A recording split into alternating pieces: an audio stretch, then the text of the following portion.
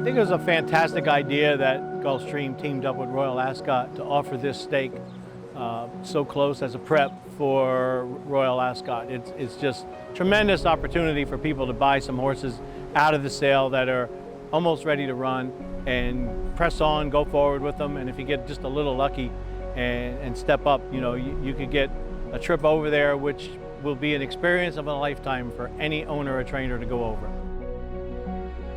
First thing I did when I knew we were going to go to Royal Ascot with Imprimis was contact my good friend Wesley Ward, who's pretty famous over there from what I hear.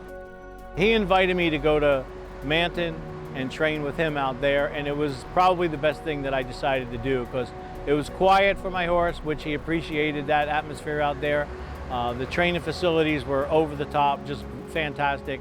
My horse did well out there, and you know, it brought him into the race just the way we wanted. The shipping over was not hard at all, and once the horse got there and went to his receiving stall, everything was just a great experience, from the walkover to saddling and everything but the outcome of the race.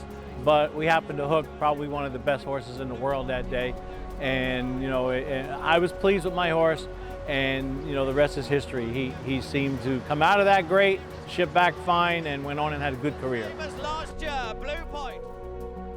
When we heard about the race that was being put on by Gulfstream, the first thing Harlan Malter decided to do was contact me, meet him in Ocala, and let's search for a horse that might fit the bill to try and get to Royal Ascot.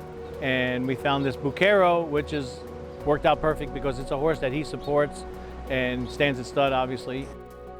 We kind of immediately got to work, and we put a great group of people together to look for a BUCCHERO, a 2-year-old that we thought. We found a co-owner, Harlow Stables, and Iron Horse and I and Harlow, we went to the sale, and we were really specifically looking for something that could be ready by the middle of May. Not an easy task.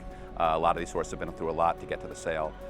We were really fortunate there were 6, and one of them really stood out for what looked like a well-developed, early, mature horse, and we pretty much had to have him. A funny story, we had said we wanted to spend about $60,000, and the bidding got to 60. We bid 60, someone bid 65, and Joe Orsina looked over and said, if he's worth 60, he's worth 70.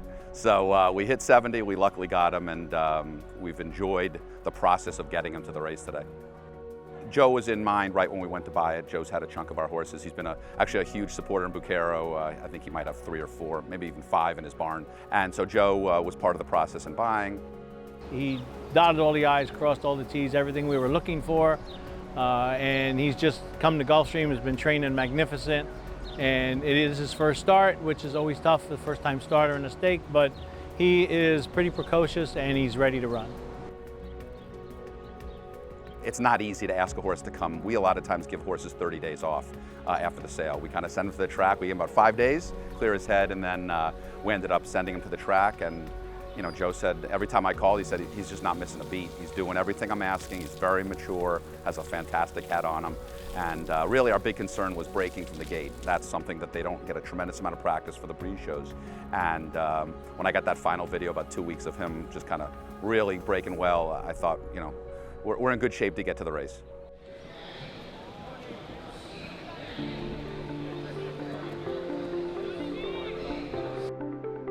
Racing in the Royal Pond Juvenile Stakes. Slow to start, both Zano and Shotgun Pro. Quick to break was No Name Metz, who heads off for the early lead. Reaper has speed. Blast Furnace works between horses. Mattingly is with them. On the far outside, it's holding the line. They're going quickly early. With the advantage, No Name Metz, but only narrowly. Mattingly alongside in second. Blast Furnace is now third, together with holding the line in fourth. Reaper out sprinted today while back in fifth, a length and a half better than North Shore Drive. They've gone 5 ahead of Praiseworthy, then Zano, Tiberian Sun, and Shotgun Pro as they race 5/16 from home. Mattingly on the outside, No Name Metz on the rail. These two continue to trade punches. They're 2.5 better than Blast Furnace, who's driven third. Off the turn and the stretch drive, the leader, No Name Metz, an 1/8 of a mile from home and 2 on top. Second is Mattingly down the center in Blast Furnace. The favorite, no, holding the line, not firing, but No Name Metz is clear to the finish. No Name Metz for Alex Bregman to win it, and win it easy in the end, 3.5 clear. Second was Mattingly, up for third was Zano. Our expectations, obviously, the horse is going to run well. The result was really anything a horse owner can ask for. The horse broke well, stalked a very, very nice horse who I think was extremely well intended.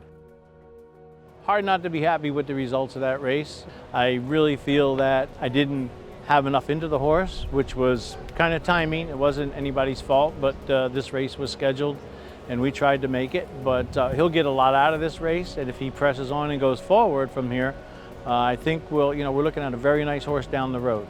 Obviously, congratulations to those connections, but Mattingly did everything he could. Stalked perfectly, and when he asked, he gave it his all, and he just wasn't good enough today, but it was, you could just see it in him. It was kind of the thing I said about BUCCHERO when he ran at Ascot. He was beaten, but he wasn't going to give up until the line finished, and I think a lot of people back in America saw that. I thought that Mattingly showed that kind of BUCCHERO spirit. I got a lot of messages on Twitter from people who were super excited, and I've already gotten a couple questions if we still may go in second place. We'll see, but we're really proud of how he ran today.